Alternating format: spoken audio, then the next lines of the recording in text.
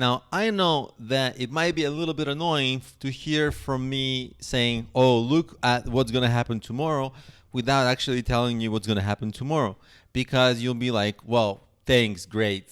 But what are those things going to be? And so your exercise is to start looking into what's coming around the corner for tomorrow. And I'm going to give you some free ideas of general areas to look into, but don't just settle for that. Try to find something better. Okay, try to keep looking, because actually the reason I'm giving you these industries is because they're maybe a little bit even too easy to get into or too easy to come up with. So I just want you to think a little harder than these. So some examples are machine learning and artificial intelligence. Are we all gonna get controlled by robots one day? That whole thing. Then robotics. I don't know if that's even a thing for tomorrow. Maybe that's a thing of the past already. Who knows? Augmented reality and virtual reality. Those are very cool, interesting places to look into. Self-driving cars. Obviously, there's software for that. Drones, 3D printing, cryptocurrencies. A lot of stuff happening. This is just a small sample. And my homework for you, my exercise for you, is please come up with 5 of your own. And when you start thinking creatively, 5 might be small. You might come up with 5 very easily. Why don't you come up with 10? And then, if you're still on a roll, try to come up with more. There's no limit. 5 is just the bottom limit of my sort of homework for you to come up with.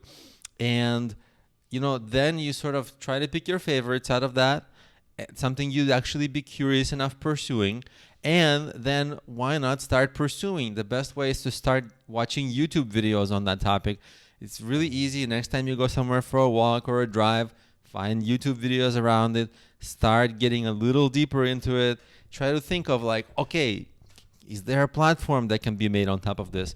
Is there an app that can be made for this? Is there something? So you start combining creatively different spaces, right? So drones and apps and 3D printing and apps, or maybe not apps, maybe it's some kind of 3D printing for businesses, who knows? So you start giving yourself these combinations of things, and that's where real creativity comes from, is combinations of two unlike fields, right?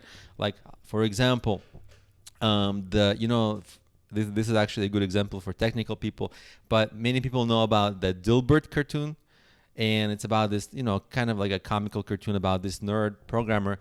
But the founder of this cartoon, the creator, when he talks about himself, he said, well, he wasn't good at humor, he wasn't the best comedian, and he wasn't the best cartoonist, but he kind of made these funny cartoons, and then, so he's not the best illustrator, not the best comedian, but the combination of them did the trick for him. So he tried to combine things. So for you, try to combine the types of businesses we covered and the industries that I'm sort of suggesting to you and that you're going to combine with, and problem points in each. And because they're all new, there's going to be a lot of problem points in each. There's going to be a lot of room to explore, a lot of changes happening, and you can always innovate in them.